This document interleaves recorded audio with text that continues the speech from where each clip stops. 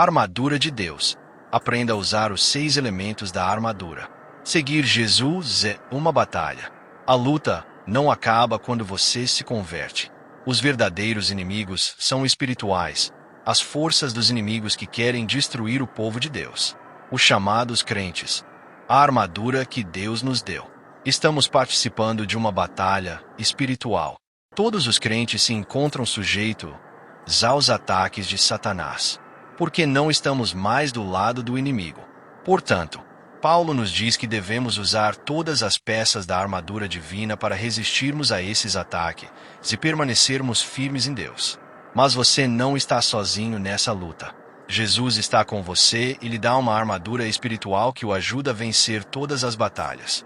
Estes são os 6 elementos da armadura que Deus nos deu. As peças da armadura têm como uso a finalidade. Primeiro, o cinto ou cinturão da verdade. A verdade liberta. Satanás luta usando mentiras.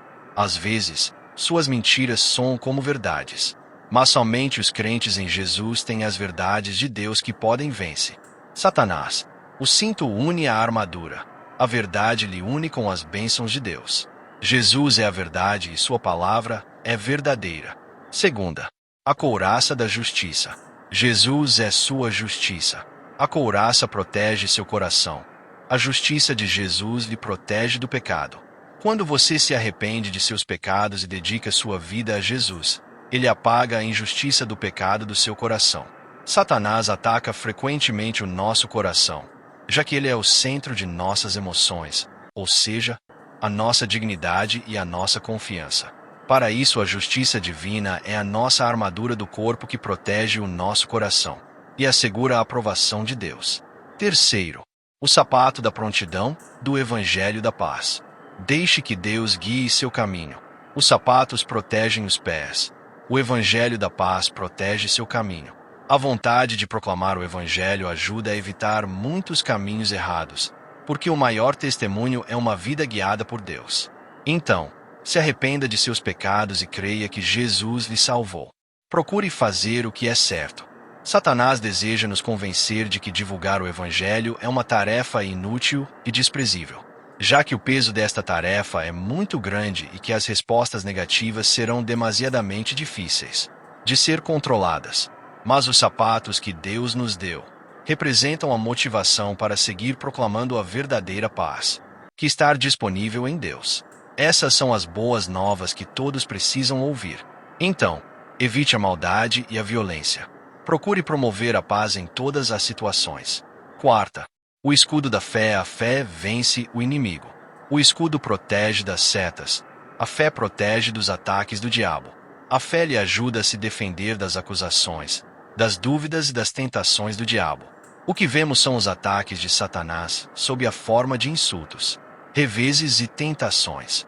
Mas o escudo da fé nos protege contra as setas inflamadas e invisíveis do diabo. Sob a perspectiva divina, tornamo-nos capazes de enxergar além das nossas circunstâncias e saber que a suprema vitória será a nossa.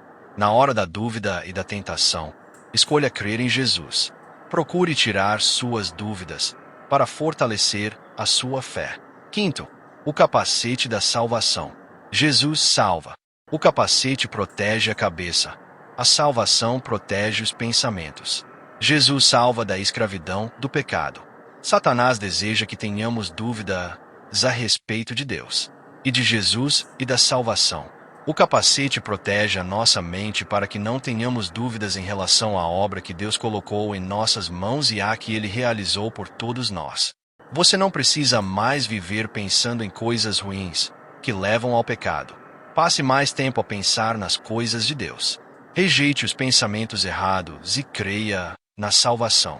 Sexto, a espada do Espírito. A palavra de Deus é a espada do Espírito. A espada fere e defende do inimigo. A palavra de Deus destrói o inimigo. O Espírito Santo dá vida à palavra de Deus e lhe dá poder para derrotar o inimigo. A espada é a única arma de ataque nessa descrição da armadura. Existem momentos que devemos tomar uma atitude ofensiva contra o inimigo de nossas almas. Quando somos tentados, precisamos confiar na verdade que é a palavra de Deus. Combata as mentiras e as tentações declarando as verdades da Bíblia. Confie na palavra de Deus. Agora vejamos aonde Satanás mais ataca. 1. Nas desobediências dos pais. Vós, filhos, sede obedientes a vossos pais no Senhor, porque isto é justo. Honra a teu pai e a tua mãe, que é o primeiro mandamento com promessa, para que te vá bem, e vivas muito tempo sobre a terra. E vós, pais, não provoqueis a ira a vossos filhos, mas criai-os na doutrina e admoestação do Senhor. Há uma diferença entre obedecer e honrar. Obedecer significa agir de acordo com as instruções recebidas. Honrar significa respeitar e amar. Os filhos não desobedecem a Deus quando obedecem aos seus pais. Mas isso, por outro lado, não se requer que os filhos adultos façam o que seu pai vive fazendo, tipo, coisas erradas. Os filhos devem obedecer a seus pais enquanto estiverem sob seus cuidados. Mas a responsabilidade de honrá-lo é vitalícia. Se a nossa fé no Senhor Jesus Cristo for real, ela será geralmente demonstrada em nossa casa, em um relacionamento com aqueles que nos conhecem melhor. Filhos e pais têm responsabilidades uns com os outros. Os filhos devem honrar os pais, mesmo que estes sejam injustos ou excessivamente exigentes. Os pais devem cuidar dos filhos afetuosamente, mesmo que estes não sejam obedientes ou amáveis. O ideal é que tanto os filhos como os pais se relacionem como pais e filhos cristãos, tendo entendimento e amor. Isso só é possível quando os pais colocarem os seus interesses dos filhos acima dos próprios interesses e vice-versa. Isso é se submeterem uns aos outros. Algumas sociedades são muito cuidadosas em relação à demonstração de cuidados para com os seus anciãos. Respeitam a sua sabedoria, sujeitam-se à sua autoridade, mostrando-se atenta a seu conforto e felicidade. É assim que os cristãos devem agir. Onde os anciãos são respeitados, a longevidade torna-se uma bênção, e não um fardo. O propósito da disciplina aplicada pelos pais é auxiliar no crescimento dos seus filhos, e não exasperá-los ou provocar-lhes a ira, ou até mesmo desencorajá-los. Não é fácil ser um bom pai ou uma boa mãe. É necessária muita paciência para criar filhos em um lar amoroso que honre a Cristo. Mas frustração e a ira não devem ser motivo de disciplina. Antes, os pais devem ser constantemente amorosos, tratando do mesmo modo que o Senhor Jesus Cristo trata o povo que Ele ama. Essa é uma atitude vital para o desenvolvimento das crianças, bem como para sua compreensão a respeito de Cristo.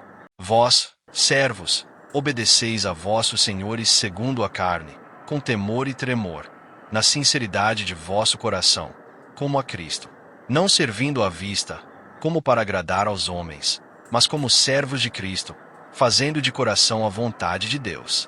As instruções do apóstolo Paulo para encorajam a que todos os trabalhadores tenham responsabilidade como cristãos. Como cristãos devem desempenhar as suas tarefas como se Jesus estivesse supervisionando o seu trabalho. Já os patrões cristãos, por sua vez, devem tratar os seus empregados com justiça e respeito. Assim, o empregado pode se confiar que vai dar o melhor de si mesmo, pois irá trabalhar arduamente, seja para o patrão ou o chefe. Nosso maior objetivo deverá ser sempre agradar a nosso Pai que está no céu.